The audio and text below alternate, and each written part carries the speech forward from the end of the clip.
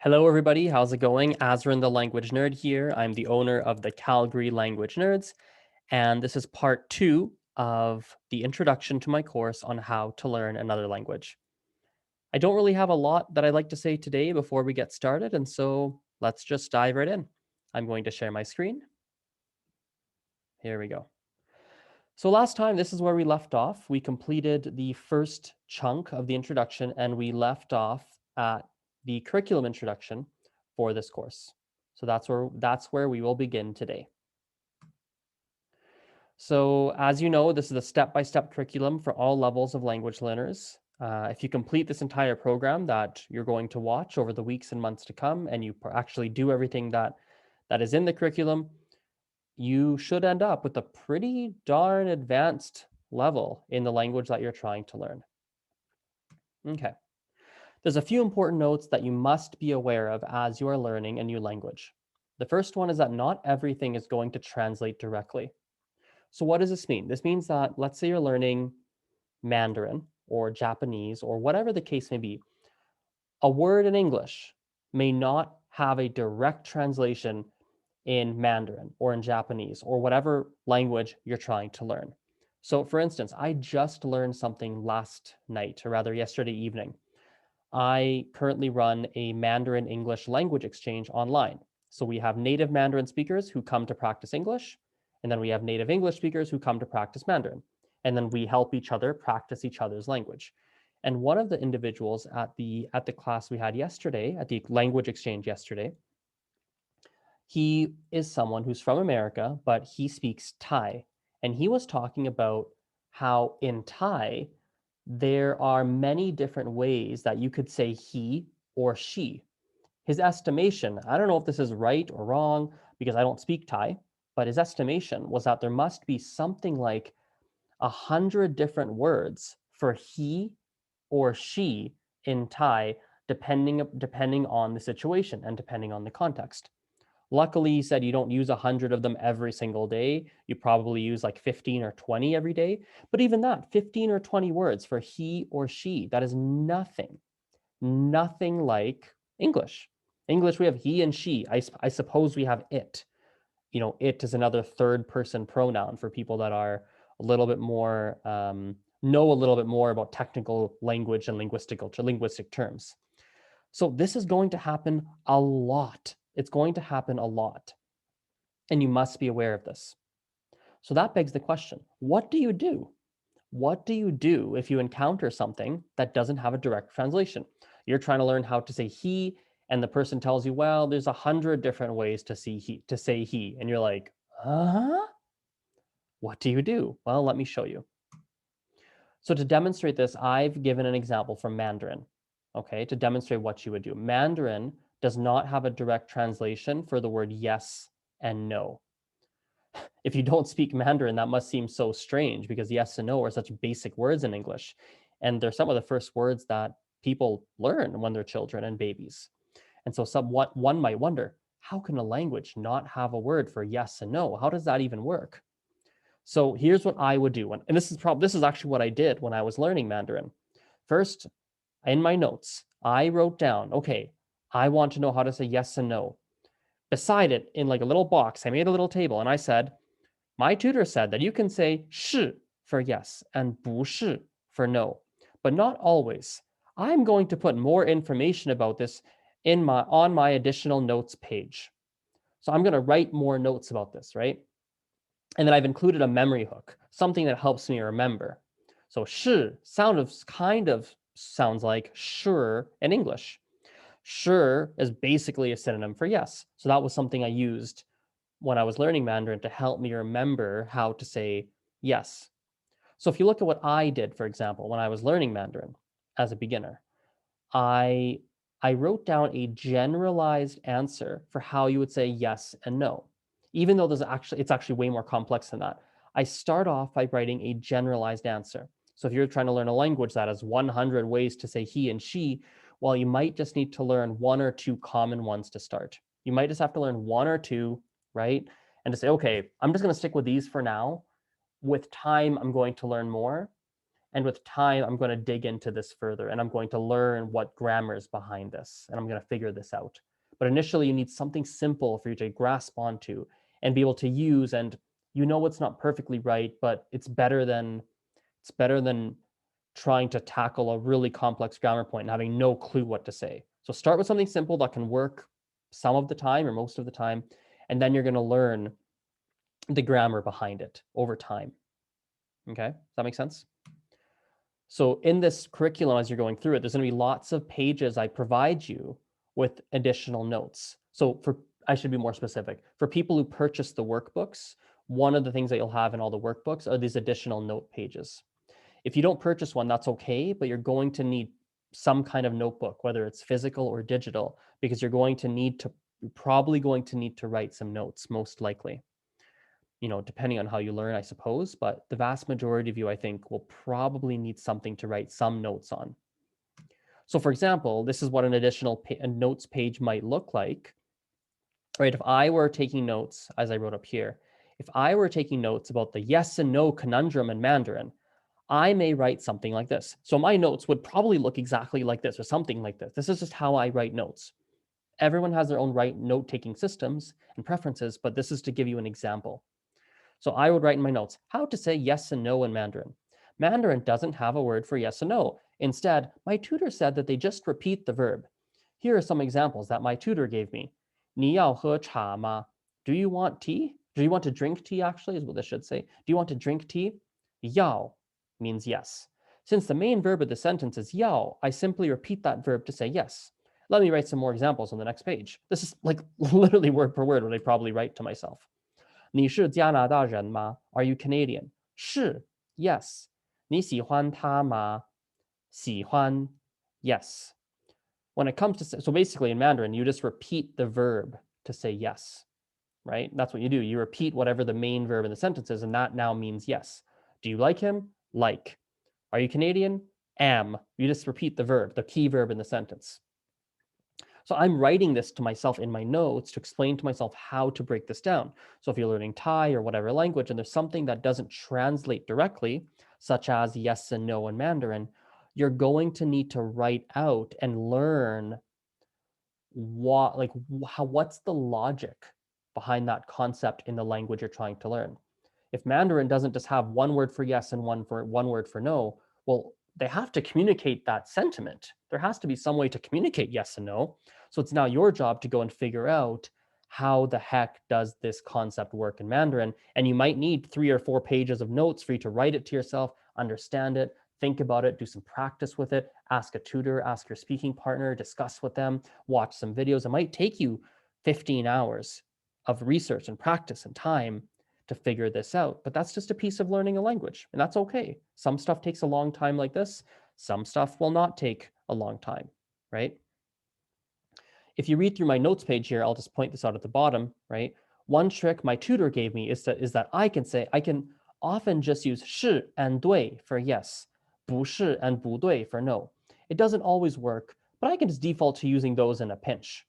So that's what I would aim to find those two. Whenever you have a complex grammatical point or something that doesn't translate directly, something that doesn't have a one word in your language, one word in English, and a direct translation in the target language, and it's more complex in the language you're trying to learn, well, what you might want to do is to find something that generally works and just default to using that, right, in the short term. And in the long term, you try and slowly but surely learn the actual correct way to say the thing that you're trying to say. Does that make sense? I hope that's helpful. Feel free to contact me if that doesn't make sense. If you're watching this on the main course page, which is on my website, then you're going to see a little contact button at the bottom where it's like, if you have any questions or feedback, there's like a little contact me button. So you can email me. So that's on azrenthelanguagenerd.com/free course. AZ or Z REN thelanguagenerd.com/free course. And that's the home page for this course that I'm putting together. So if you're watching this on this page, you can just contact me. You can just contact me there and ask me any questions if something's not clear. Okay, let's move on. This is note number 2 that's very important. Rules and grammar equal salt. What the heck does rules and grammar equal salt mean? Let's talk about it. I want you to think about food, okay? Think about food that you eat. Pizza, if we look at this picture here, pizza and sandwiches and eggs and ice cream and such food. When you're eating things, everyone has different salt preferences. For example, I bought this fast food black bean burger the other day, and I remember eating it thinking, "Oh my God, this is so salty, like so salty." And when I was telling someone about how salty it was, they're like, "Yeah, but some people really like salty food." And I was like, "I don't like this. This is almost too salty for me." But some people would love that salt, right? So some people like saltier food, some people don't like saltier food. But the fact of the matter is, everybody understands if food everybody understands what I mean when I say your food is too salty, and nobody likes food that's too salty, right? The only thing is that there's different definitions of what too salty means based on who you're talking to, right? Something that's too salty for me might not be too salty for you. Now, language learning, rules and grammar when it comes to languages works the same way. And so when you encounter a grammar point, some sort of rule, because there's lots of rules in languages, language learning, or a sound. So maybe you're trying to work on pronunciation, right? And you're trying to pronounce a difficult sound. Whenever you encounter a grammar point, a rule, or a sound, such as a letter, that's very discouraging. Meaning you're trying to learn it, you're trying to learn it, you're trying to learn it, and you're getting discouraged. And it's getting really discouraging and demotivating. All you have to do is just do the best you can in the moment, and then you have to move on. You must move on. Leave it, and you'll come back to it later. Because one thing that we're going to talk about is that there's this 8 to 12 week review. In fact, we may have already talked about it. Did we talk about it? We may have talked about it already. Let me just double check if we've gone through it or if it's coming later. Let me just rewind a bit. Oh yeah, we talked about over here last time how every 8 to 12 weeks, wait, did we do this? Let me just double check something here. Yeah, we talked about this. Every 8 to 12 weeks, you're going to do a full review of your notes. And so if you don't understand something today, you can't force it into your brain. You can only do so much. And then you have to leave it aside, and you're going to revisit it in 8 to 12 weeks. Okay. So if you do encounter, here we go. If you do encounter something that's really difficult and really discouraging, just do your best, and then you're going to move on. 8 to 12 weeks later, you're going to try learning it again. Okay. And so one thing I always say is don't make language too salty by obsessing over something so much that you don't enjoy the learning process anymore. If you don't enjoy learning the language, you're not going to stick with the language. You'll stop. I've experienced that personally, and I think many language learners across the planet have. Note number 3, which is very important as you go through this curriculum, is you must be flexible. You must be flexible. What does that mean? Well, this curriculum has an order. This whole program, this course I put together, has a specific order, right? I've organized it by levels, but it is perfectly acceptable to skip around a little bit. And to be honest, if you're following this course properly, you're most likely going to skip around a little bit, especially if you've purchased the workbooks and you have all of the materials all at once in front of you. If you're doing this only through the free video lessons, you might not even have an inkling as to what's coming later on in the course. But if you have the actual PDFs, you'll be able to flip through and see what's coming down the pipeline. If that makes sense. And so it's going to be quite normal for you to perhaps try to do maybe level 1, part 1 today, but then you come across something that makes you curious about the language, and you end up learning something that comes up in level 1, part 8, and you learned it at level 1, part 1.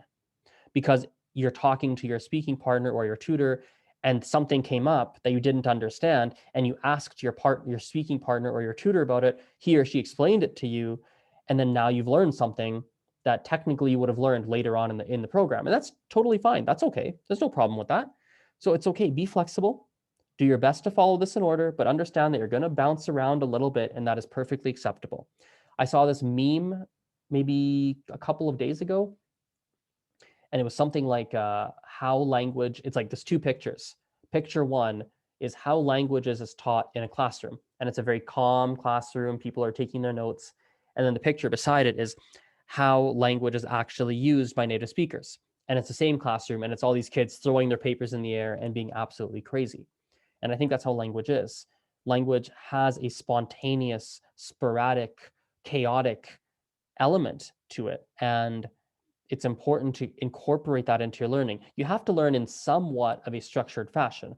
Everyone has different preferences on how structured you are, but you do need to make sure at all points in time you have a little bit of that chaos, just a little bit. Some people love the chaos, so maybe add lots of chaos if you like it, but you need a little bit, at least a little bit of that chaos, a little bit of that flexibility, a little bit of that interacting with real native speakers where it's an uncontrolled environment. You need a little bit of that in there. And I think that ties really well into this being flexible. You've got to be flexible. And that's very important. In any program that you ever use, you have to be flexible. I believe this is the last one here. Yes. The last note is be patient. So the analogy I've used here is that learning a language is like growing a plant. In fact, maybe a better analogy is it is like growing a plant, but an even better analogy is that language learning is like farming. Okay. So imagine you're on a farm, and over here on the farm, right, you have some corn, or you have some potatoes, or you have some fruit or vegetable growing. Let's just call them potatoes. Okay. And the potatoes need some water to grow. So you go and you water your potatoes. Okay. And then you stop watering, you look at your potatoes and you say, man, the potatoes still aren't growing. Let me add some more water. And you water the potatoes again. And you look and the potatoes still aren't growing. And you water the potatoes again. Well, eventually you're going to kill your potatoes because you've overwatered your potatoes, right? So language learning is the same thing. You cannot drown yourself. Don't drown yourself by over studying. What you have to do instead is you water your potatoes, you give your potatoes what they need, and then you give them a break. You let them grow. While they're growing, you go water something else. You go water the corn, you go water some flowers, you water whatever else you have to water, right? Maybe you give your cows something to eat, or you milk the cows, right? There's other things that have to be done on your farm. And language learning is very much like farming in that sense, where you're going to go water your potatoes. Maybe potatoes is a metaphor for grammar. You're going to learn the present tense in French, right? You learn the present tense for a while, and then your brain gets full. Well, now you got to put it aside for like a week or two. Let it percolate. Let the present tense grow in your mind. Let your unconscious mind work on it. And while your unconscious mind's working on the present tense, you might go learn about the things in a house in French. And you start learning about things in a house and what do you call things, right? Give yourself a break from things. Take breaks, work on different things, cycle through the same way you would on a farm. Continuously trying to overstudy one concept you're just going to drown yourself. It's going to be overwhelming. This is actually tied really, really well to this rules and grammar equals salt analogy that I talked about. It's a similar kind of concept, actually, just in different terms. Okay. Hooray, we have completed the introduction to this course. So it's going to be really important to conclude this video here. It's going to be incredibly important for you to use the guidelines provided in this workbook that you've been looking at throughout your learning process. You must use these guidelines, because you're going to use the course and you're going to learn things and you're going to go. If you forget these guidelines, you will have a very difficult time learning the language. Right? So this is like your foundation. This is like you're building a house. Your house must have a strong foundation. If it doesn't have a strong foundation, the house will crumble. This is your foundation. Okay? Make sure you practice your target language as often as you can. Consistency is the key. I agree with this. Well, I wrote it, so of course I agree with this. And then most importantly, you just have to enjoy the process. Enjoy the process, and the results will follow. You can learn. You can do it. I know you can do it.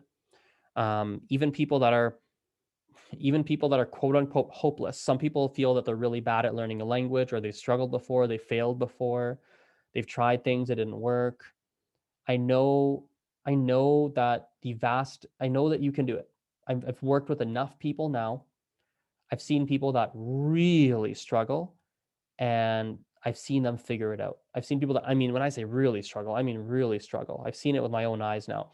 I've seen it happen enough times that I now know that, okay, people can do it. It is some people, it might take a little longer than others, but you can do it, especially if I work with you, right? That's the biggest thing. If I work with people and I can actually work with you personally, or someone on my team can, and I can monitor your progress. I can help you. I can see what's going on, and I can be in control of your curriculum and how you're learning and how you're progressing, then I can really guarantee it. But I've seen it now that it's within everybody to achieve, you know, it's within everybody for the most part anyway, unless on a serious note, unless you have some brain damage or something. Like my sister, for example, is developmentally delayed. She has some brain damage. She was born really, really early. She was a preemie. She was born like, is it 4 or 5 months early? Anyway, she's born super, super early, so she's developmentally delayed. She's someone who's never going to speak English, like I do or like anyone does. Like that's really an uphill battle, and there is a cap on her level of fluency, right? But she does communicate, right? And I think that's the big thing. Everybody can learn to communicate to the degree of fluency that they need to communicate in, and to understand what people are saying to them for you to get your message across, etc. So, okay, let's wrap this up here. You've now completed the introduction to this course. Congratulations. You can now continue. And now I think the best place to go is you've got to kind of pick your level from here. Some of you, if you're a pure beginner, you're going to start with level 1, part 1. If you're not, then you might want to maybe start at like level 2, and you might start clicking through to see where you want to start this whole process here. Perhaps one of the best things you might want to do if you're unsure is start with level 1, video 1, see what I'll take you through some of the content we're going to cover. You can say, oh, that's really easy. Go to level 2, part 1, look at the content that's offered. Be like, okay, this is too easy. Level 3, part 1. Then you go, oh, okay, this is probably where I have to start. So you can kind of pick and choose where you want to start. So, okay, let's wrap this up. Thank you for watching. I appreciate this. I appreciate your attention. We'll talk soon. Bye for now. See you.